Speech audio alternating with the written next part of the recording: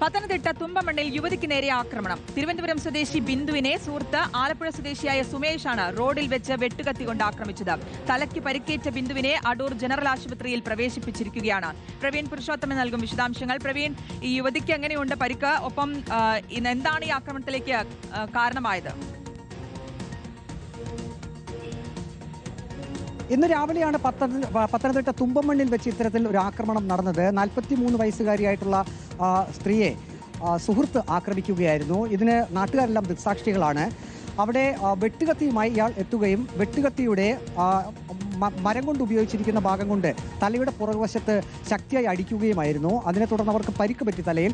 ഉടൻ തന്നെ നാട്ടുകാർ അവിടേക്ക് ഓടിക്കൂടുകയും ഈ പരിക്കേറ്റ സ്ത്രീയെ ആദ്യം പന്തളത്തെ ഒരു സ്വകാര്യ ആശുപത്രിയിലേക്ക് മാറ്റി. അതിനുശേഷം ഇപ്പോൾ അടൂർ ജനറൽ ആശുപത്രിയിലേക്ക് മാറ്റിയിട്ടുണ്ട്. തിരുവനന്തപുരം സ്വദേശിനിയായിട്ടുള്ള ബിന്ദുവിനാണ് തലയ്ക്ക് പരിക്കേറ്റത്. നാം പന്തളം പോലീസുമായി സംസാരിച്ചപ്പോൾ അറിയാൻ കഴിയുന്നത് ബിന്ദുവും ഈ പ്രതിയായിട്ടുള്ള ആലപ്പുഴ സ്വദേശി സുമേഷും തമ്മിൽ ഫേസ്ബുക്ക് വഴി പരിചയത്തിലുള്ള ആളുകളാണ്. അതിനുശേഷമാണ് ഇവർ പരസ്പരം കണ്ടുമുട്ടിയത് എന്നാണ് പോലീസിന്റെ ഒരു അറിയിപ്പ് എന്നുള്ളത്.